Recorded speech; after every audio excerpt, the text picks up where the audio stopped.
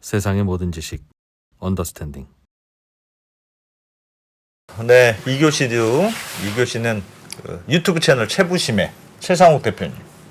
요즘 여기가 엄청 잘 된다는 거 들어보셨습니까? 아, 최부심이라는 부동산 유튜브? 네, 요즘 엄청 잘 된다고. 축하드립니다. 감사합니다. 최상욱입니다. 네. 네. 10만 유튜버. 13만 8천이라고. 죄송합니다. 네, 정확하게. 소수점에 예민합니다. 나날이 성장하고 있네요. 그럼요. 언더스탠딩도 제 구독자 수가 작을 때까지만 나오겠습니다. 나보다 구독자 낮은 채널은 안 나간다. 그럼요. 그때 나오셔야죠. 제가 오늘 제 채널에. 같이 저녁 네. 먹었는데 저희보다 구독자 수가 많아지면 너희가 이제 네가 나와라. 이제 최부심에 나와라. 네네네. 그럼요. 저 야망 있는 남자입니다. 네. 알겠습니다. 네, 우리도 열심히 해야 되겠어. 예, 오늘 요즘 부동산 시장 뭐 어떻게 보고 계십니까? 뭐 추석 지나면서 시장이 조금 냉각됐다는 얘기들이 나오는 것 같고, 예. 그리고 어쨌든 내년 시장에 있어서 변수들이 조금 많아진 것 같아가지고 좀 긴 시계열에서 뭐 이달 어땠습니다, 저달 어땠습니다라기보다는 예. 그래도 조금 한 2, 3년 이상의 그 시계열에서 시장을 얘기를 해보면 어떨까 이렇게 생각을 해가지고 예. 좀 말씀드리면 좋을 것 같습니다. 그리고 최근 들어서 제가 생각이 달라진 것 중에 하나는 달라졌다기보다는 이런 게 있었네라고 생각했었던 것 중에 하나는 그 DSR 40%라는 룰이거든요. 지금은 DSR 40%라는 룰을 되게 그냥 거부감 없이 받아들이시고 계시잖아요. 예. 그리고 DSR 40% 굉장히 필요하다고 생각을 하시죠? 맞나요? 뭐 그렇게 네. 다들 이제 뭐 인식하게 되어 있죠. 약간 저는 개인적으로는 좀 이상하다. 이건. 룰이 돼버렸죠, 약간. 근데 그 시점을 과거로 돌려가지고 DSR 논의를 하고 도입되는 과정에서 생각보다 6개월 빨리 조기 시행되고 그 내용은 알고 계실까요? 그러니까 최초에 21년 4월 달에 예. 가계부채 관리 방안이라는 가계부채 앞으로 이렇게 관리하겠다라고 하면서 전반적으로 그 대출 총량 규제를 할지 아니면은 뭐 DSR로 전환할지 그런 분기점이 있었었거든요. 예. 그러니까 20년, 21년에 가계대출이 늘었던 건 잘 알고 계실 거고요. 예. 원래 한 6%, 4% 정도만 늘면 되는데 6% 이상 느니까 너무 빨리 늘었다 이러면서 대출 증가율을 꺾으려고 했는데 예. 냉정하게 말해서 대출 증가율을 꺾으려고 하면은 소위 대출 총량 제도를 쓰면 되거든요. 예. 대출 증가율 총량제, 우리가 분양가 상한제 쓰듯이 이 가격으로 분양하지 말라 하면 되는데 그 21년 4월과 21년 11월 달을 통해서 발표가 된 거는 DSR이었고요. 그러니까 그 단계를 한 번 건너뛰어 가지고 소득에 맞게 대출을 해라. 이렇게 바꿨습니다. 그리고 21년 11월 달에 그 변경 발표할 때는 예. DSR 시행 시점도 6개월 조기 시행해가지고 예. 원래 22년 7월 달부터였는데 22년 7월은 새 정부거든요. 그래서 그 종전 정부에서 시행하는 게 낫겠다라고 판단을 해가지고 22년 1월 달에 그 조기 시행을 했습니다.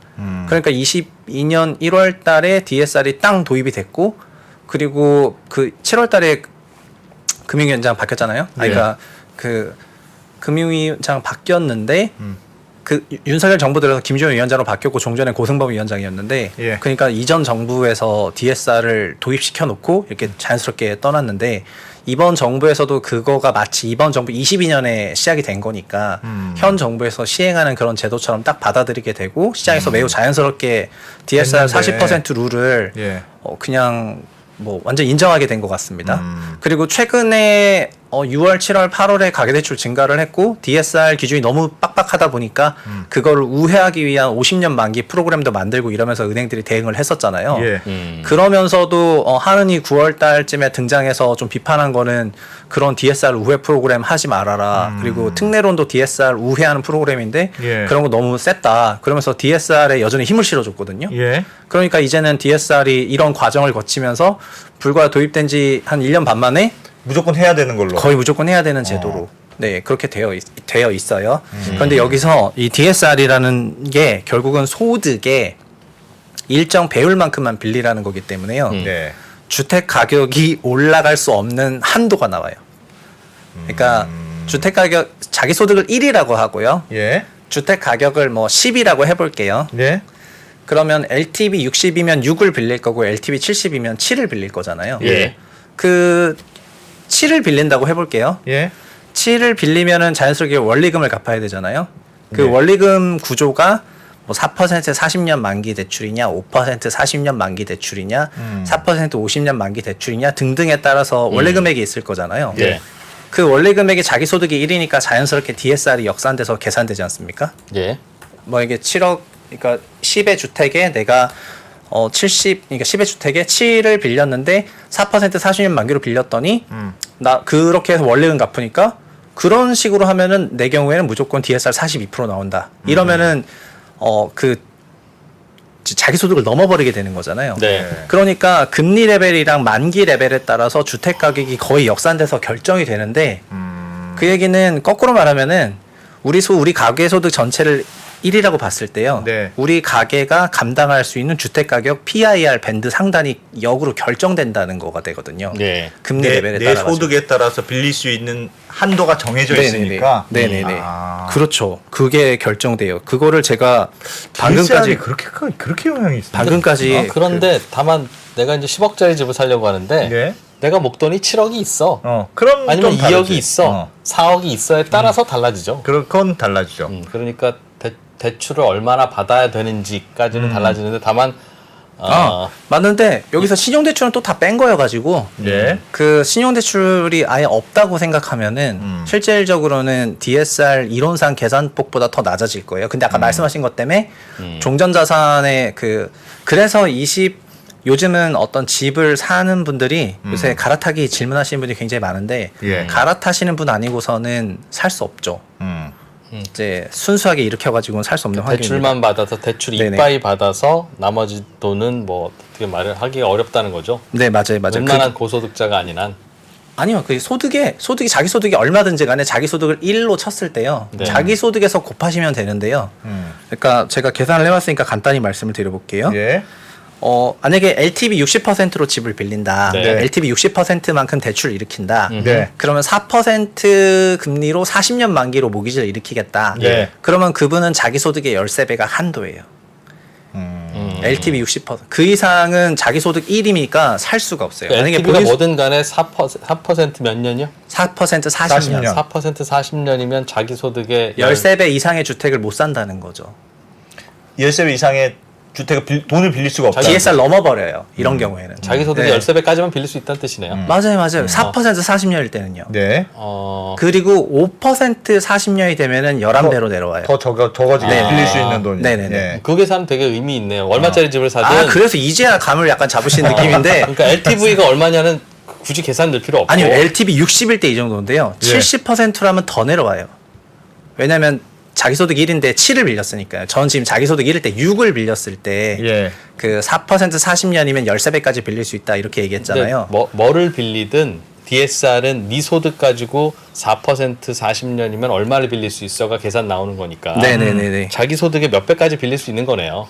그렇죠. 그건 맞아요. 집에 맞아요. 따라서 LTV 60일 수도 있고 30일 수도 있고 무슨 집을 고르느냐에 따라 다르니까. 예, 그런데 그러니까 소위 케바케는 다 다른데 평균화를 하게 되면은 예. 본인 소득은 결국 1이 되는 거고 예. 주택 가격은 X가 되는 건데 X의 0.6이든 X의 0.7이든 그걸 빌렸을 때 금리 조건과 만기 조건에 따라서 알겠습니다. 원리금 예. 상환액이 나오게 되는 거고 약 11배에서 14배? 요즘 4% 정도면 요즘- 13배. 요즘은 4짜리 금리 잘은 없으니까. 신규 모기지가 4%로 은행들이 일부러 저리 대출을 해주지 않습니까? 예, 예. 그러니까 이게 이런 겁니다. 22년에는 시중은행 주담대 신규로 빌리려면 5% 이상을 냈었어야 돼요. 예. 5.5예요. 예. 5.5로 빌리게 되면은요. 그러면 8배 정도로 내려가요. 네, 근데 지금은 4%로 빌리게 해줘요. 예. 아. 4%로 빌리게 해주니까 그래야 대출을 받아서 집을 살 수 있으니까. 그렇죠. 그렇죠. 야, 그러면 그래서 마진이 압착되는구나 은행들이. 네네네네. 그러니까 일부러라도 그 금리를 낮추거나 만기를 뒤로 늘려서 DSR을 벗어나주게 해야지 네. 그 커버가 되는 주택 가격이 존재해요. 아니면 은행이 네. 직원으로 채용해서 월급을 좀 주고 나서 집 사게 하고 다시 해고하거나. 예. 하여튼 근데 이런 식으로 하게 되면은 지금 그래서 DSR이라는 게 도입된 지 1년 반 정도 됐지 않습니까? 예. 근데 어쨌든 DSR은 좀 견고해 보이고요. 외형 자체는 되게 견고해 보이는 그런 국면이고요. 예. 이거가 근데 되게 시사하는 바가 뭐냐면은 서울시 기준으로요. 네. 서울시 기준으로 주택 소득이라는 것도 5분위로 가계소득을 5분위로 나눌 수가 있지 않습니까? 상위 20%, 40%, 60%, 네. 80%, 100% 네. 5분위로 나눌 수가 있고 주택 가격도 5분위로 나눌 수가 있거든요. 예. 상위 20%, 40%, 60%, 80%, 100%. 그러면은 5분위자가 국내에서는 가장 소득이 높은 가구가 되는 거잖아요. 네. 그리고 5분위이신 분들은 뭐 시장에서도 주택도 굳이 따지자면은 높은 가격대인 5분위 주택을 노릴 거 아니겠어요? 이거가 그 형성되는 밴드를 보시면 이렇게 생겼는데요. 화면 보여드리면은 예. 서울시 기준으로 5분위인 주택을 5분위 소득자가 예. 그 PIR 밴드가 몇 배 되는지를 고소득자 기준으로 보는 그렇죠, 거죠. 예. 그렇죠. 근데 이게 여기 보시면은 2020년 중반부터 이게 18배까지 올라가거든요. 16배, 네. 18배 밴드까지 가고요. 여기 이렇게 떨어져요. 이거 DSR 효과예요. 아. 왜냐하면 13배 이상 갈 수가 없거든요. 그리고 아. 아까 말씀드린 것처럼 그러니까 5.5% 그러니까 소위 5%대 예. 뭐 40년 대출 이런 식으로 하면은 이 DSR은 PIR은 무조건 떨어지게 되어 있어요. 구조적으로 수요가 올라오지 못해 가지고.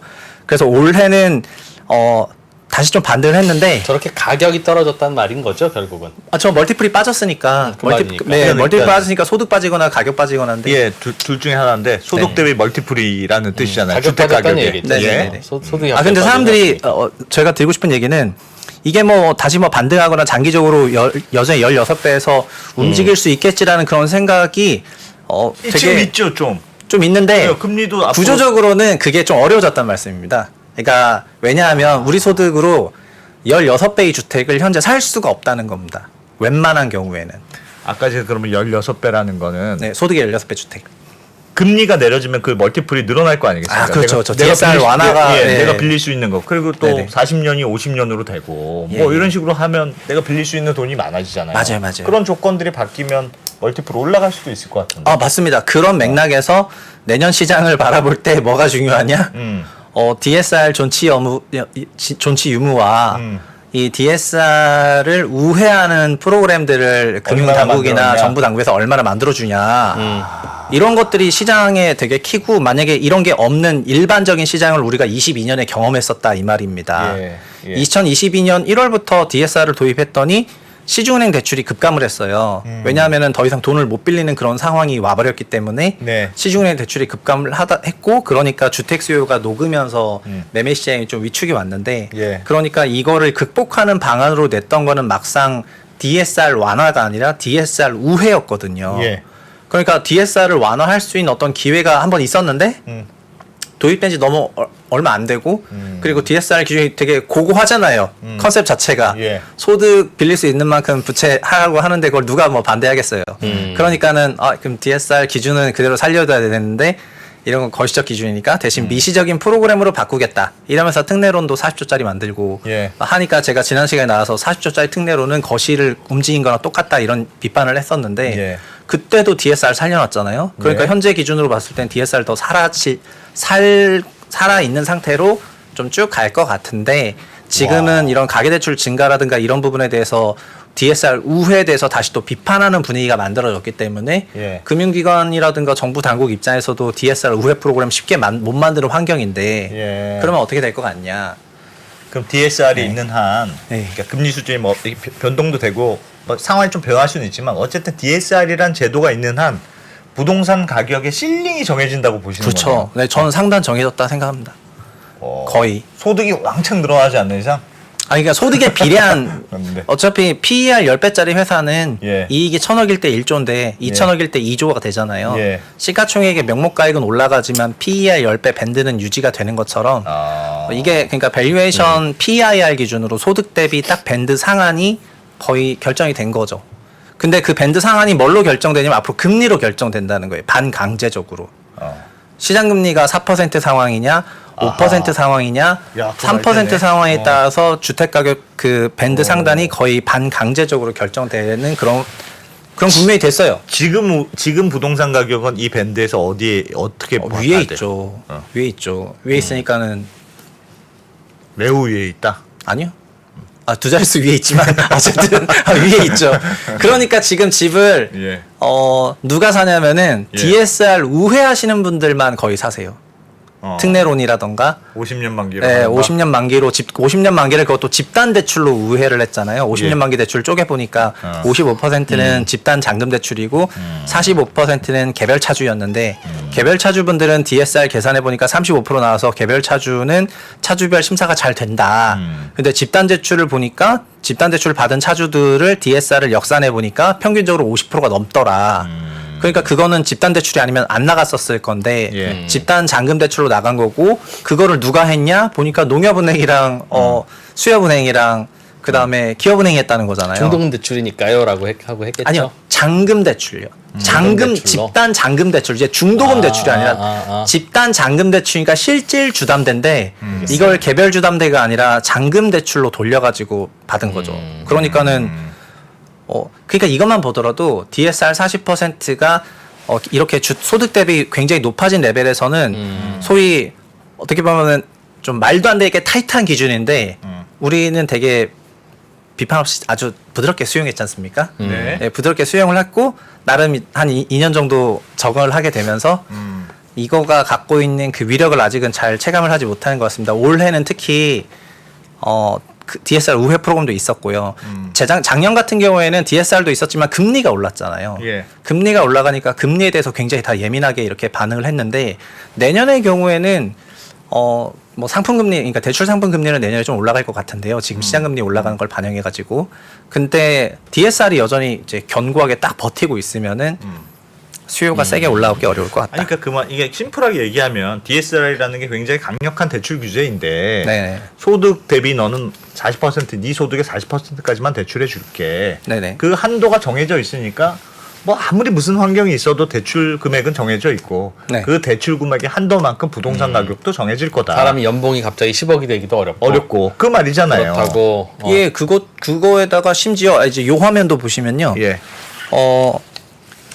대출을 그러니까 이게 DSR이 도입된 시점인데요. 이게 코로나19가 있었고 DSR 아시겠지만 21년에 도입이 됐습니다. 그래서 21년 4월에 공문서를 보면은 그 당시 가계대출 가계의 대출 그 평균 DSR이 38% 정도 되거든요. 예. 대출 증가를 묶어야 됐기 때문에 이걸 40선을 여기 그어놔요. 예. 그래서 옛날 것도 보여주는데 우리가 41% 넘었던 적도 있었어요. 그러니까 보시는 것처럼. 근데 38에서 더 이상 가지 말자고 우리가 그어놨는데 예. 22년에는 우리가 빚을 갚았단 말이죠.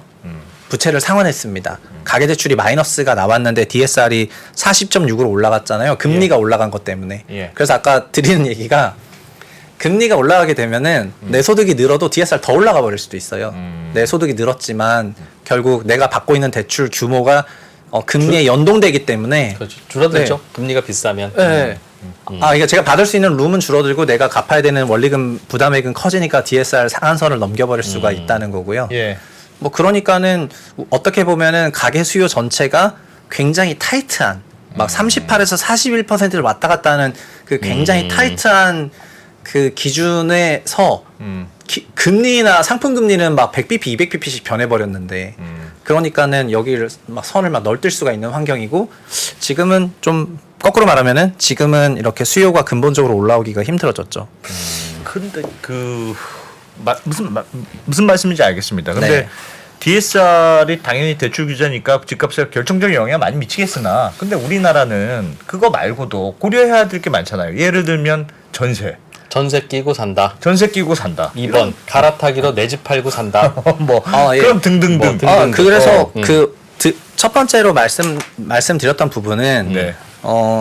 그러니까 대출을 일으키고 집을 샀을 때 그 가격에 그 신규로 대출을 일으키고 집을 샀을 때 가격의 상단이 정해졌다는 거는 뭐 물론 전세 끼고 사고 이러면은 이런 부분을 어느 정도 회피할 수 있겠지만 예.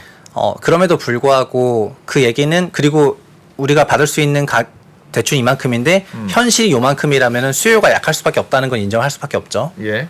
왜냐면은 수요의 반이 작아고 60%가 작아고 40%가 임대인데 60% 어쨌든, 수요가 예. 못 올라오잖아요. 예. 그리고 이 중에서 반은 신규고 반은 갈아타기인데 그러니까 갈아타기만 있는 거고요. 그러니까 신규가 없는 이유는 여기에 있는 거가 되는 거고요. 어쨌든 수요에 타격을 준다. 네, 맞아요. 수요에 타격을 줘요. 그다음에 전세 같은 경우에는 전세도요. 예. 올해 전세 많이 올랐거든요. 예. 전세가 올랐는데 전세가 왜 올랐느냐? 제가 언더스탠딩 나와가지고 전세가 올라가는 게 전세가 금리의 역수라고 한 수십 번 넘게 얘기했던 것 같은데 네. 요즘 전세가 올라가는 게 다들 공급이 없어서 전세가 올라간다는 식의 얘기를 되게 많이 합니다. 근데 아시겠지만 전세 대출 금리도 작년 말 같은 경우에는 5.5에서 6%에 육박했는데 예. 현재는 전세 대출이 4.2%에서 4.5% 그렇더군요. 되거든요. 4%대 200bp 내려갔어요. 예. 세입자 입장에서는 대출 받아서 전세로 가는 게 낫죠. 그러니까 예, 할만하죠, 6%에서 할만해. 6에서 4로 내려가면요. 예. 전세가 40% 올라가요. 그럼 8억 전세가 잠실이라고 예를 들면 8억 전세가 11억 2천이 돼요. 그러니까 기계적으로 가는 거예요. 그 예. 전세 가격이 올라가는 거는. 예. 그러니까 지금의 전세가 상승은 상품 금리가 낮아진 효과를 반영해서 올라간 것이지 갑자기 송파구에 입주가 없어서 전세가 예. 올라간 게 아닙니다. 예. 서울 전체로도 마찬가지고 전국으로도 마찬가지예요. 그러니까 예. 22년의 환경은 기준금리도 올랐고 시장금리도 올랐고 우리가 받는 대출 상품 금리, 주담대랑 전세대출이랑 신용대출 금리도 올랐어요. 예. 23년은 기준금리 고정, 그다음에 시장금리 내렸습니다. 상품금리는 100에서 150bp로 더 내렸어요. 예. 그러니까 100에서 150bp 정도 인하한 효과가 전세에 나타났고 예. 그리고 전세는 달리 말하면 임차료인데 임차료가 올라가면 부동산 가치 상승이 당연하기 때문에 자산 가격도 전세가 상승에 비례해서 올랐고요. 그러니까는 그 앞서 말한 그 수요의 그 상단이 정해진 그 가격적인 얘기와 예. 그거랑 이제 그건 별개로 올해 주택 가격이 올라간 메커니즘 상에서는 여전히 상품 금리가 굉장히 큰 역할을 차지하고 할 있다. 거다. 차지했고요. 네. 내년에도 아마도 상당한 의미로 그 상품 금리가 그런 큰 역할을 할 것 같습니다. 근데 그동안의 부동산 정책을 잘 보면 그 시장 환경에 따라서 LTV도 막 조금씩 바꾸고 뭐 그래 왔잖아요. 네네. 그 DSR도 지금 40%가 그렇지. 그렇지. 뭐 이렇게 불변의 진리가 아니고 상황이 안 좋아. 야 DSR을 50%로 풀자라고 한다든가 그것도 변동할 수 있는 거 아닙니까? 그러면 네. 말씀하셨던 그 실링이라는 게 확 달라지죠. 멀티플이 확 달라질 수도 있잖아요. 그 우리나라에서 어. 21세기 접어들어서 부동산 시장이 침체됐는데 정부가 냅둔 적이 있느냐? 냅둔 적이 있냐? 다 네. 살렸지. 어. 앞으로도 계속 살릴 거고 그 DSR이 뭐길래 지금은 집값이 계속 오르는 시점이었으니까 뭐라도 해서 일단 잡아놨는데. 잡아하니까 DSR 같은 것도 6개월 빨리도 앞당기고 하지만 그렇습니다. 그게 DSR만 믿고 그럼 집값이 안정되겠네 싶어서 안 사고 있다가 집값 떨어지고 갑자기 그 내가 고민이 이거야. 정부가 네. DSR 풀고 그랬다가 갑자기 확 올라가면 내 DSR만 믿고 최상욱 대표님이 집 사줄 겁니까? 라는 질문을 하는 것 같은데요. 그 만약에 진짜 그런 상황이 오면은 예. 그러니까는 저는 그렇게 생각하거든요. 막 그 세상에 명분이 없이 정책을 바꿀 수는 없다고 생각을 해요. 예. 어느 날 갑자기 일어나니까 오늘부터 DSR 50% 합시다. 이게 절대 안 돼요. 그리고 올해 이미 DSR을 풀 만한 환경을 벌써 강력히 경험을 했어요. 22년 예. 급락장을 경험했잖아요. 예. 22% 하락했고 PF 다 묶였고. 근데 그 상황에서도 DSR 유지했죠. DSR 우회 프로그램 만들었고요. 예. 그래서 그때 일단 DSR 한번 살려줬어요. 예. 그리고 올해 9월 13일 금융안정회의 하면서 DSR 한 번 더 살려줘요. 예. DSR 유지하고 DSR 우회하는 프로그램들 좀 다 창구지도 하고 그다음에 이런 것들을 좀 관리해서 가계대출 증가 억제하겠다. 이렇게 정확히 했거든요. 예. 그러면은 DSR 풀려면은 최소한 정책적으로는 올해보다 작년보다 더 심각한 상황이 와야지 풀 거예요. 그냥 진짜 천진난만하게 풀진 않을 것 같습니다. 예. 그리고 만약에 그냥 풀어버리면은 예. 그때부터는 그러니까 이게 비슷한 겁니다. 연준이 2% 물가 목표제 하지 않습니까? 예. 근데 3%로 올릴 수도 있잖아요. 그렇죠. 근데 왜 2% 유지하는데요? 한번 풀면 계속 푼다고 생각할까 봐. 2%로 갖고 간다는 생각을 시장이 먹을 때까지 하려고 2% 계속 유지하는 거지. 예. 뭐 그런 거잖아요. 예. 그래서 2% 룰을 계속 유지하는 것이 오히려 더 신뢰를 준다고 얘기를 하면서 이런 정책을 갖고 가는 건데 네. 시장에서는 이렇게 생각한단 말이죠. 2% 못할 수도 있는데 3% 빨리 해야지. 아이 진짜 이렇게 하잖아요. 그러니까 이런 사람들을 길들이려고 예. 좀 혼나야 되겠다 이러면서 계속 2%될 때까지 그렇습니다. 금리 올리겠다 네. 해가지고 예. 그 왜냐면 하도 그 좀 배고프다 그러면 맨날 사탕 먹고 이러니까 네. 그렇게 된 거 아니에요. 네. 그리고 지금 전 진짜 이게 진짜 잠깐 개인적인 면모를 보였다고 생각하지만 언더스탠딩은 그러시면 안 된다고 생각합니다. 예, 언더스탠딩 같은 그런 참언론에서 아니 그럴 수 있다. 오히려 해야 현실적으로 된다는 게 아니고 저희가 뭐 EBS나 KBS 그, 하면 역시 가계부채는 당연히 좀 조절을 해야 되고요. 누구나 내 집을 마련해서 각자 1가구 1주택의 세상에서 살 수 있는 그런 아름다운 세상 만들어야 되겠습니다. 자, 유튜브 최부심의 최상욱 대표님 감사합니다. 이렇게 마무리했겠죠. 아니죠. 그게 아니고 현실적인 가능성에 대해서 한번 생각해봐야 되는 거 되겠냐 아니야. 하는 거죠. 제가 생각할 때는 예. 그 정책이 변경이 될 수도 있는데 아까 명분이 말씀드린 것처럼 필요하다. 맞아요. 명분이 필요한데 명분 없이 그냥 정책 변경될 수 있자는 거 되게 나이브한 접근 방식인데 예. 되게 그런 거를 그 나이브합니까? 네? 그러면 안 되는 거예요. 주의해 주시기 바랍니다. 알겠습니다. 죄송합니다. 저희가 구독자 수가 40만이 넘고 그러다 보니까 아까 전에는 그렇지 했잖아요. 아니 그래서 두 번 벌써 아까 말씀을 드린 게 DSR 풀려면 벌써 풀었어요. 네. 그리고 DSR은 이 윤정부에서 한 것도 아니잖아요. 그러니까 지금 예를 들면 저는 반대로 생각하는 거군요. 그러니까 지금 정부에서 DSR을 도입했습니다만 막 네네. 이렇게 이런저런 말씀하셨던 대로 우회로를 만들었잖아요. 그 우회로를 만든 게 오히려 DSR을 되게 지키려는 강한 의지가 있는 거라고 해석하시는 거군요. 오히려. 그러니까 저는 우회로를 그 만든 우회로를 게요? 자꾸 만드는 게 이렇게 DSR 이렇게 우회로라는 게 예를 들면 서민대출은 DSR 예외. 예외. 9억 이하면 예외. 예외. 뭐 서민대출할 나라 거는 50년도 오케이. 음. 이제 그런 것들이 일부 이제 예외라는 건데. 네, 그런 게 이런 게 똑같은 겁니다. 물가 목표 2%인데 헤드라인 2%가 아니라 코어 PC 2%, 코어 PC에서 서비스 제외, 주거료 제외, 뭐뭐 제외. 그래서 딱 이런 것만 보는 약간 그런 거랑 전 유사하다 생각합니다. 근데 네. 그러면은 결국 2% 그러면 이렇게 되는 거예요. 그 시장에서 이거를 지키려는 사람하고 예. 그냥 일부 영민하게 움직이는 사람들이 더 큰 이익을 볼 수 있다고 생각하게 되면 이 원칙은 금방 깨지고 아마도 안 지키게 될 거예요. DSR은 다른 나라도 대체로 40%예요. 저도 생활비의 40% 이상이 나가면 좀 무리긴 무리지. 심지어 세전소득이어서 실제 40%가 나가게 되면은 예. 거의 60% 나가는 거예요. 그러니까 40이 줄. 네. 근데 저는 개인적으로는요. DSR은 손을 볼 수밖에 없을 거다. 즉 DSR도 지키면서 집값도 그러니까 많이 떨어지지 않게 그러니까 안정시키기가 쉽지 않을 건데 그러면 이제 살리려고 할 때 DSR 제도의 가장 큰 맹점은 원금을 다 갚으라는 겁니다. 원금을 다 갚는 걸로 계산해야 돼. 네, 그러니까 5억을 빌렸으면 30년 만기 대출을 빌렸으면 30년 동안 5억을 다 갚으라고 그 n분의 1, 그 5억 30년으로 n분의 1로 나누는 거예요. 원금 빼고 계산하자?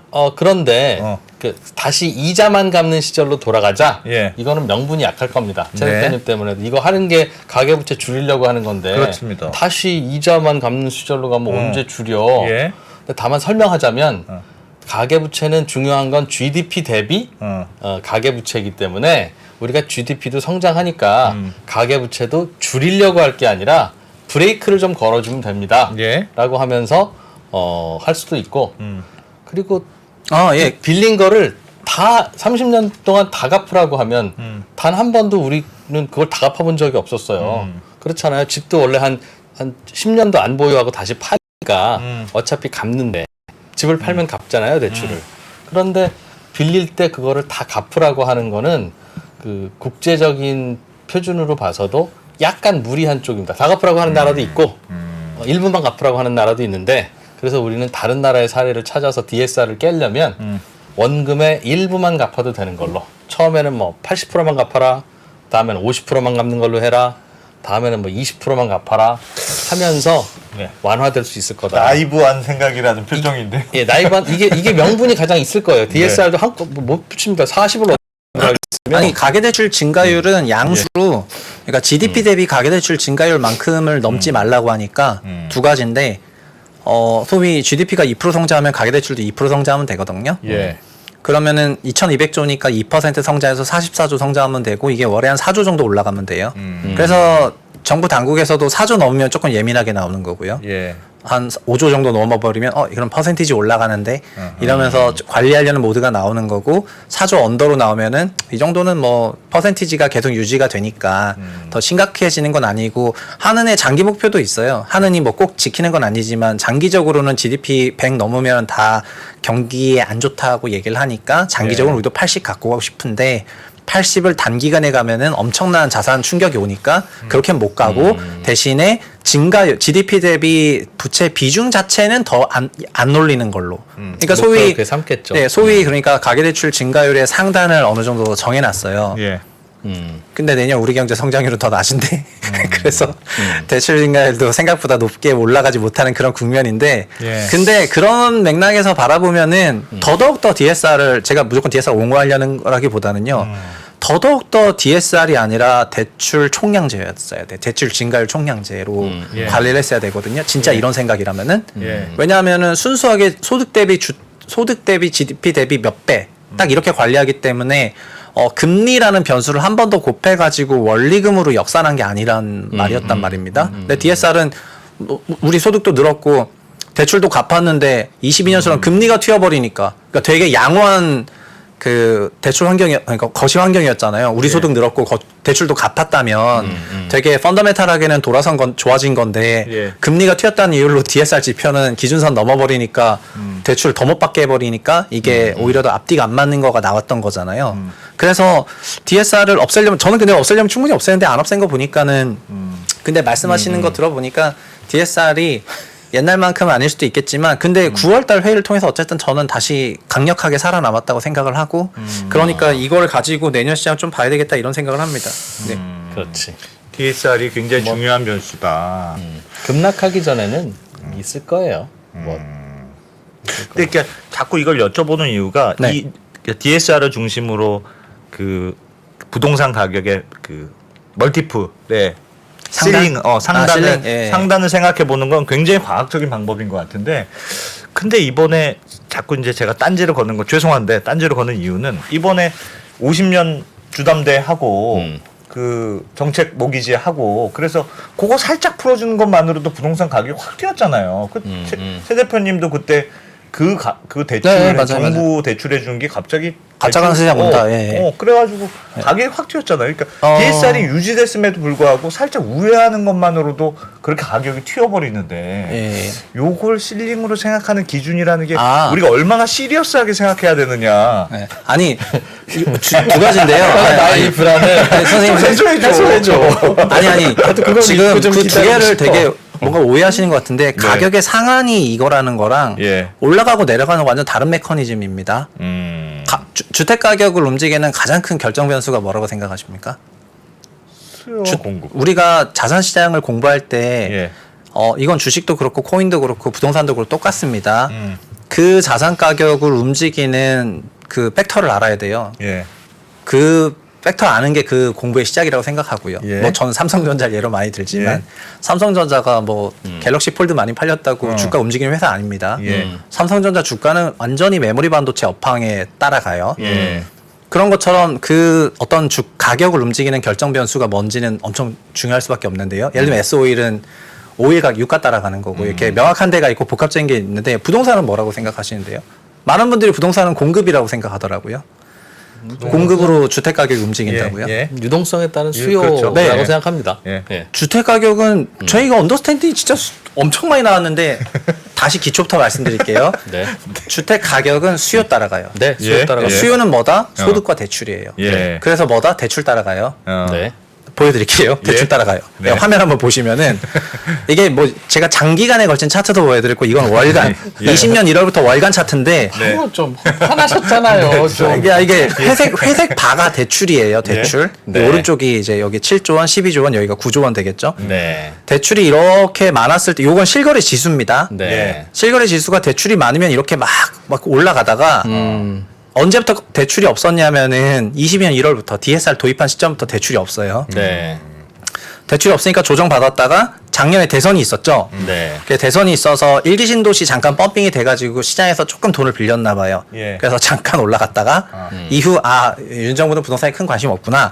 그 인수위 때 별 뭣도 없었고 하다 보니까 그러면서 대출 다시 안 빌리기 시작하고 이때부터는 대출을 갚기 시작하면서 이게 수요가 녹아버리니까는 가격 하락이 나왔어요. 예. 그래서 대출이 주택 가격의 키 팩터라는 걸 정부 당국자가 알고 계세요. 저도 알고 다 알고 있어요. 근데 대출을 일으키려면은 요 시점 기준으로 아까 제가 뭐라고 했냐면 그 시점 기준으로는 DSR 넘어버렸잖아요. 예. 예. 그러니까 요 화면에서 보시면 22년 4Q 기준으로 예. DSR이 넘어버렸잖아요. 예.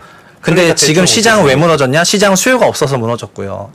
그러면은 할 수 있는 선택지가 그럼 DSR 풀어야 되나? 이거 하고 그러면 이 DSR은 못 없애니까 그냥 DSR 우회하는 프로그램 만들어가지고 우리가 조금이라도 살려보자. 네, 그래서 특례론 만들었죠. 그 특례론 만들어서 특례론이 2월부터 작동을 해서 1월, 2월, 3월에는 마이너스 18조 빚을 갚았는데 네. 특례론 돌아서기 시작하면서부터 특히 주택가의 강세는 언제부터 왔냐면은 5월부터 왔는데 그냥 5월부터 가계대출이 위로 완전 솟았습니다. 그러니까 그리고 이 월간 가계대출은 신용대출을 포함한 건데 네. 지금은 신용대출은 밑에 있거든요. 요 당시에는 신용대출이 위에 있어가지고 좀 커 보이는 거고 순수하게 모기지만 비교해 보면은 요렇게 비교가 돼요. 이 까만색이 모기지군요. 까만색이 정책 모기지 특례론. 그리고 짙은 거는 초록색이 주담대. 그냥 주담대. 네, 주담대랑 특례론 합치면 지금 한 7초씩 나오는데 그 7초씩 나오는 레벨은 과거 20년, 21년 전성기 여러 월을 다 초과해요. 그러니까 이때는 신용을 많이 빌려가지고 은행 대출이 많이 늘었던 거고 지금은 신용 다 갖고 있거든요. 예. 그러니까 순수하게 주택시장만 보자면은 주택시장으로는 돈이 많이 간 거죠. 가고 그래서 있네요. 전세 대출이 근데 꽤 줄었네요. 전세 대출요? 예. 지금 역전세 아니 전세 대출이 좀 감소했습니다. 아. 아니 근데 여기 오히려 여기 회색이 겠구나. 네네. 전세집 이제 옮기면 갚는 거니까. 예. 그러니까 지금 그리고 이 녹색바가 많이 올라갔지 않습니까? 이게 화면은 작은데 987 6월 달이거든요. 6월부터 5조 원으로 튀었는데 왠지 아시죠? 이게 50만 명이 주담대. 네. 참고로 6월부터 은행이 주담대를 평균 4조에서 5조씩 주담대만 깔거든요. 여기에 특례론이 3조씩 깔리니까 한 7, 8조씩 나갔는데요. 예. 그 4, 5조짜리 주담대가 다 50년 만기 주담대인 거 아시죠? 은행의 그 모기지가 이렇게 1, 2조도 못 하다가 5조 원으로 올라온 게 6월부터 50년 만기 만들면서 올라왔는데 이 50년 만기를 제외한 나머지 주담대, 저희 개별 차주가 빌린 예, 주담대 예. 이거 다 마이너스입니다. 다 상환중입니다. 50년 만기 집단대랑 개별 대출 이것만 그것만 가지고 한 거예요? 90%나 아니면 110%일 때도 있습니다. 마이너스여가지고. 그러니까 이걸 한 3개월 정도 지켜봐가지고 예. 이 수치가 아까 제가 말씀드린 월 4조를 넘었잖아요. 월 4조를 넘어가니까는 다 들어와 이렇게 해가지고 9월에 한번 회의한 다음에 50년 만기 이제 하지 마. 그 다음에 두 번째는 뭐냐면은 특례론 9월까지만 하자 해서 9월 27일에 엎었고. 그러면 네. 부동산 시장은 어떻게 될 것 같습니까? 저는 그래서 맨날 얘기하는데 그런 것 때문에 그래서 제가 네. DSR 얘기했던 겁니다. 예. 결과적으로 뭐냐면은 주택 가격은 되게 간단한데 대출 따라가는 겁니다. 예. 그리고 대출은 종전까지는 한도가 없었어요. 네. DSR 도입 전까지는요. 예. 가계 대출이라는 게 GDP 대비 뭐 80%, 90%, 100%, 105%, 110%, 120% 이렇게 올라가다가도 그 캡이 없었어요. 예. 그 캡이 없었는데 현재는 갑자기 금리 연산 그 소득 연산으로 해가지고 우리가 받을 수 있는 대출이 금리에 따라 가지고 어떤 경우에는 이미 더 받아버리는 환경이 될 수도 있어요. 예. 아까 22년 4Q 같이 그냥 우리가 대출을 안 받고 있는데도 불구하고 금리가 올라버리면서 DSR이 평균적으로 40% 넘어가지고 우리가 대출을 아예 못 받는 상황이 올 수도 있거든요. 그렇다는 거죠. 그러면 앞으로 지금은 반짝 올라가고 있지만 사람들이 지금 예상하기로는 그러니까 올해를 반추해 보면요. 예. 오늘 나면서 어떤 말을 하려고 그러냐면 올해가 어떤 시장이었냐. 예. 올해 DSR 유지됐지 않습니까? 예. 그리고 DSR 우회하는 프로그램이 크게 두 개가 나왔었잖아요. 특례론이랑 50년 만기. 그리고 특례론과 50년 만기가 활약했던 5, 6, 7, 8, 9월 달에 주택가의 강세. 예. 왜냐면 그렇습니다. 주택 가격은 대출 먹고 자라니까요. 그렇습니다. 그리고 10월 달은 아직 10월 달 대출 통계는 11월 15, 10 아니 둘째 주 정도 돼야지 나오는데요. 예. 9월 13일 그러니까 10월 10 그러니까 9월 가계대출 동향 발표하면서 회의록도 같이 공개됐는데 9월 13일부터 50년 만기 지도했고 특례로는 9월 27일에 끝났기 때문에 그 10월에 그 가계대출 통계 발표될 때는 감소해서 발표될 것 같다 이런 식으로 말을 하고 있습니다. 예. 그래서 10월부터는 대출이 주는 것 같아요. 그럼 아직 통계 안 나왔지만 대출이 줄고 있다는 거는 시장이 이제 좀 식어가고 있다는 거를 예. 의미하는 거거든요. 예. 어차피 주택 가격은 대출 따라가는 거라 가지고 그리고 뭐 또 앞으로도 그러니까 이 대출 제도가 있는 한은 우리가 대출을 세게 받을 수가 없으니까 이런 국면이 이어질 것 같고 그래서 지난 시간에 왔을 때 이런 프로그램에 굉장히 주목해서 봐야 되는 이유가 이 시스템이 이렇게 깔려져 버리니까 수요가 근본적으로 못 올라오는데 예. 그 수요를 그 시스템을 돌파할 수 있는 건 그 시스템 위에서 노는 그 우회 프로그램 같은 거 있을 때만 시장이 움직였잖아요. 예. 그래서 앞으로는 이런 프로그램들만 보면 될 것 같다. 이게 지난번에 했었던 말씀이고 오늘 그 약간 그 앞뒤를 붙여가지고 설명드리는 거고. 좀 안심이 되십니까? 감사합니다. 네. 좀 불안해가지고요. 아 그리고 여기서 금천 주공 하라고 할 때 안 했다가 좀 불안해합니다. 예, 근데 여기서 아까 그 뭐냐 전세 얘기하셨잖아요. 예. 그리고 사람들은 금리를 기준금리로 그 기준금리만 금리라고 생각하시기보다는 상품금리가 우리가 쓰는 진정한 금리거든요. 예. 근데 상품금리는 전년비 150bp 내려갔고 올해 금리 인하 효과가 매우 컸다. 상품으로만 보면 네네, 그럼요. 5.5%짜리가 4%로 끌어내렸으니까 상품금리 인하 효과 엄청 컸고, 예. 그게 전세가 상승에 전세가도 거의 기계처럼 비례해서 상승했고, 임차료가 상승하면 기본적으로 자가주택 선호가 생기고요. 자가주택, 왜냐면 임차료가 올라가면 임차료 상승을 해지하고 싶으니까 집을 사겠다는 마음이 올라오는데, 예. 집을 사겠다는 마음이 올라왔을 때 돈이 있어야 집을 사잖아요. 그러니까 그때 대출 제도가 있어야지 집을 사게 되는데 올해는 그 전세 상품 금리 낮춰주고 전세 가격 올라가니까 그때 이런 특례론이든 50년 만기든 풀어주면서 대출 상품 공급해주면서 그거가 수요로 전환이 된 거거든요. 그래서 기본적으로 주택 가격이 안정화되려면 대출 묶는 거는 결국 현상적인 거고 예. 임차료 안정화가 기반이 되어야 되고요. 거꾸로 임차료 안정화가 되지 않으면은 자가주택을 살려는 그 선호 심리는 계속 팽팽한 상태가 되는 거거든요. 예, 예. 그러니까는 작년 같은 경우에 임차료가 안정화가 되니까 매매에 대한 그런 수요도 같이 내려왔었지만 올해는 임차료가 올라가기 시작하니까 자가 선호가 올라와가지고 대출 수요로 가서 매수 수요로 갔다. 하나만 궁금한 게 있습니다. 네. 그 앞에 계산식 막 계산하는 거 말씀해 주셨잖아요. 네. 만약에 지금 40년 아까 전에 계산한 게 40년 만기로 네. 4% 대출 금리로 네. 했을 때 DSR 계산하면 한 13배 정도 네. 내서 13배 정도로 돈을 빌릴 수 있는 걸로 계산하면 된다. 네. 그거 있잖아요. 그러면 만약에 시중금리가 떨어졌어요. 뭐 하여튼 뭐 아니 저는 그게 그 4% 그래서 상품금리. 상품금리 만약에 어쨌든 3%까지 내려간다. 만약에 3%까지 그러면 더 올라가죠, 멀티플이. 그러면 그 멀티플이 얼마 정도까지 올라갈까요? 아, 그게 그래서 저희가 70%까지 아까 60이라고 했는데 예. LTV 70으로 집 사던 시절에 예. 3%대를 40년으로 빌리면은 거의 15배, 15.5배까지 올라가요. 15배. 예. 근데 그게 3%대 빌리다가 5%대로 빌려야 되는 상황이 왔으니까 예. 2022년에는 얼마나 빠졌겠냐고요. 거의 그냥 완전 박살나듯이 빠졌던 거고 그게 오니까 DSR 우회해야죠. 그런 상황이 와가지고. 네. 뭐 그래도 이렇게 완전히 안심이 안 되고 다시 불안하게 만들어 드릴까요? 말씀해 보십시오. 저는 늘 말씀드리지만 예. 애가 셋이라서 제 집이 세 채가 아닌 한 저도 집값 내려가는 게 좋습니다. 1번. 두 번째, 집이 나는 충분히 많아 더 이상 안 사도 돼가 아닌 이상 1주택자도 또는 2주택자도 집값이 내려야 됩니다. 왜냐하면 그래야 업그레이드 하는데 돈이 적게 들잖아요. 네. 그러니까 집값이 올라야 되는 사람은 그냥 이 집 팔고 내년에 이민 갈 사람 뭐 그런 정도 몇몇 아니고는 사실은 집값이 다 내려주면 좋아요. 저도 그렇고. 그러나 걱정스러운 건 저는 항상 적용되는 원칙이 집값이 안 올라가잖아요. 네. 그러면 공급이 안 됩니다.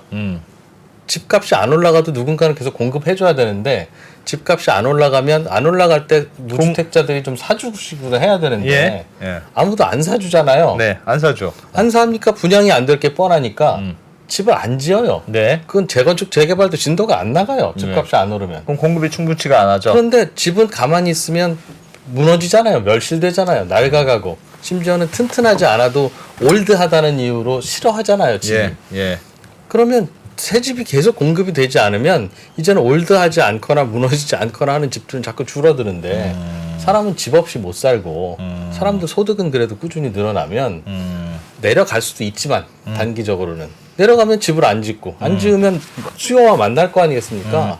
그러니까 이 자연스러운 자연의 법칙으로 인해서 올라가는 걸 어떻게 막으려고 하냐 이걸. 아니 뭐 막는다고 하지 않아. 저는 이게 걱정입니다, 그래서 그게. 되게 뭔가 지금 한 걱정입니다. 3시간 붙잡고 그 뭔가 교육을 해야 될 것 같은데 그냥 너무 조목조목 다 틀려가지고 다 교정을 하려면 제가 볼 때 한 3시간 정도 걸릴 것 같아가지고 네, 지금 한 3분 남았기 때문에 하진 못할 것 같은데 예. 하나만 규정해 주시면 네, 어떨까? 하나만 규정해 주십시오. 아니 교정을 그러면 해줘야지 잠을 잘 우리나라의 거야. 주택 네. 가격 주택 그 공급이 예. 이게 되게 뭐라 그럴까 가격이 올라가면 공급이 늘어난다는 거예요. 예. 그거는 공급의 탄력성을 말하는 거고요. 예. 그러니까 빵에서 40만, 60만 가는 게 아니잖아요. 그러니까 그 수요라는 게요. 이렇게 수요를 진짜 오해하시는데 수요는 돈이 있어야 수요가 올라와요. 예. 그건 당연히. 네, 돈이 있으면 수요는 알아서 올라오고 예. 돈이 없으면 수요가 빠지거든요. 예. 그래서 그 수요에 맞는 공급만 하면은 되는 게 공급이지. 예. 그 수요도 없는데 공급을 하게 되면은 큰 문제가 일어나요. 작년처럼요. 돈이 녹았는데 수요가 녹았는데 주택 공급을 하니까 올미분양이 나온 거지 않습니까? 예. 네, 그래서 수요에 맞춘 공급은 되는 시스템만 깔아놓으면은 시장 자율에 따라서 조정되는 원리인 것을 그냥 주택 가격이 오르지 않으면은 공급이 되지 않는다. 이거는 매우 궤변이에요. 아 그렇게 보시는 거예요? 그럼 수요에 따라서 공급은 자연스럽게 저희가 따라간다. 차량 수요가 없는데 차를 막 만들어가지고 차가 다 팔린다고 생각하지 근데 않지 않습니까? 공급은 약간 시차가 걸리잖아요. 공급에는 수요는 예, 그래서 그 즉자적이고. 근본적으로 부동산이 비탄력적이니까 예. 그 뭐라 그럴까 이런 비탄력적인 거 그 자체를 극복할 수는 없어요. 예. 근데 그러니까 어느 정도 버퍼를 두고 안정적으로 꾸준히 공급하려는 그 공급 물량들이 존재하는 거고요. 그리고 그런 물량들이 있으니 근데 그럼 그렇게 깔아놔도 내가 돈 생기면 집 사는 거지 돈도 없는데 집 사고 이러지 않는데 그러니까 자산 가격이 올라야만 공급이 늘어난다고 생각하시면은 예. 요새 그렇지 않은 상품들이 매우 많은 거 아시죠? 공급을 늘리면서도 가격을 인하하는 상품들이 있잖아요. 예. 전기차가 그렇잖아요. 전기차는 그러면은 전기차 가격이 내려가는데 왜 생산을 더 많이 하는데요? 그러니까 남으니까요. 아 그렇게 해도. 그래도 남 근데 집값이 내려갈 때는 집을 지어서 팔면 안 손해 볼 수 남으니까 있으니까요. 요거는 제가 봤을 때 네, 이게 다음에 3시간짜리로 특별 편성을 한번 해보겠습니다. 네. 네. 난 요거 그러니까 때문에 지금 불안합니다, 완전히 솔직히. 공급에 거의 준 경도된 상태예요. 제가 공급의 시조세입니다. 네. 아시겠지만은 예. 한국의 공급 부족론이라는 이론을 거의 2014년, 15년 경에 거의 설파했고 예. 거의 다 사실은 그거 제가 최상욱 대표님한테 거의 다 배운 수용을 거예요. 했어요. 예. 제 1대 제자예요. 제자입니다. 예. 제 송경제 통해 가지고 계속 어필했기 때문에. 근데 2020년부터 예. 주택 시장은 100% 수요로만 움직여요. 공급이 아니에요. 대출로만 움직이고 대출과 금리로만 연동이 돼요. 그러니까 소위 지금 공급을 얘기하면 매우 올드 스쿨이에요. 그냥 공급으로 22년에 공급이 없었어요. 요거 다음에 네. 한번 특집 편성으로 한번 아니 그리고 해보고 아니 있습니까? 이야. 그러면은 이 주택 가격의 그 아까 22년부터 23년 1분기까지의 주택 가격이 22% 빠진 거 예. 이때 주택 공급 없었나요? 아, 주택 원래가 공급이 공급이 더 있었다. 없는데. 그렇지. 그러니까 이게 수요에 의해서 자산 가격이 변하는 시장이 된 지 오랜데 여전히 그냥 옛 향수에 이제 알겠습니다. 그렇다는 말씀입니다. 야, 요거 재밌네. 요거 갑자기 막판에 엄청 재밌었는데 요거는 다음에 아주 스페셜로 요거 한번 꼭 해보겠습니다. 한번 합시다. 네, 한번 해보겠습니다. 2% 대체상 아니 그거 아니라 나 그냥 그 걱정이에요 그게. 예, 공급론자를 그냥 박살 계속 내려갔으면 좋겠어 나도. 아니 계속 저는 그런 말 한 적 없어요. 그런 뭐 가격이 내려갔으면 좋겠다, 올라갔으면 좋겠다 이런 말 한 적이 진짜 없습니다. 수요가 중요하다. 네, 부동산은 자산 수요가 가격은 중요하다. 수요 따라간다 이 말을 한 거지 이게 맞아요. 내려간다 올라간다 이 말 한 게 아니지 않습니까? 그러니까 이미 한 번 필터해서 들어가지고 왜 이렇게 됐을까라고 생각하고 있는데 또 공급적인 얘기를 하니까 거의 완전 평소에 어떤 유튜브 채널 보시길래 저렇게 그 공급에 완전히 경도돼 있을까? 집은 수요 따라 수요가 있어야 집이 사지는데 그 수요가 공급 전망에 매우 영향을 받는 것 같습니다. 그래서 공급이 자꾸 신경 쓰이는 거예요. 물론 공급 전망이 암담한데 사고 싶어도 돈이 없고 대출을 안 해주면 못 사는 것도 맞는데 그러나 사람들 중에는 돈이 대출을 안 해줘도 전세를 끼고 사든 엄마 돈을 사든 사는 사람들이 있으니까 그들의 수요를 막기 위해서는 충분한 공급이 계속 이루어진다는 시그널을 줘야 하는데 이놈의 구조가 충분한 공급이 이루어지려면 집값이 올라야 충분한 공급이 이루어지는 구조라거든요. 그게 아니고요. 그러니까 집을 살려는 마음인 그 선호는요. 네. 절대 안 없어져요. 그러니까 선호와 수요를 헷갈려서는 안 된다는 말씀이에요. 집 사고 싶은 마음, 새 집 살고 싶은 마음, 이 마음이 어떻게 없어져요? 이건 절대 안 없어져요. 예. 근데 뭐 시그널을 좀 없어진다? 무슨 뭐 진짜 무슨 이게 이건 말도 안 되는 거고요. 제가 그러니까 평소에 어떤 공급이 채널을 그러니까 보는지 주택 공급 계속 할 건데 너는 집 사고 싶은 선호가 사라지니 안 봐서 지금 이러면 이건 말이 안 되고요. 결국 집을 사는 거는 대출 받고 사든 전세 받고 사든 돈 생겨야 집을 사니까 결국 수요가 거래를 일으키고 네. 돈이 중요한 거예요. 알겠습니다. 선호는 절대 안 없어져요. 알겠습니다. 야, 정말. 채부심을 열심히 야, 봐야 추석 되거든요. 대표님, 예. 채분심 10만 명 넘고 나서 사람이 달라졌어. 야, 7만 명대는 내가 이러면 맞습니다. 그게 진짜 아니잖아요, 그럼. 그렇습니다. 나중에 제가 초대하면은 이제 언더스탠딩 그때는 된다 이거지. 그때 먼저 이러러 오세요. 알겠습니다. 네. 야, 채부심의 최상욱 대표님이었습니다. 네, 감사합니다. 잘 고맙습니다. 들었습니다. 네. 예. 네, 오늘 요 마지막 토론은 한번 별도로 편성해서 제대로 한번 제가 잘못한 것 같습니다. 토론을 한번 해보겠습니다. 자, 저희는 물러가겠습니다. 고맙습니다.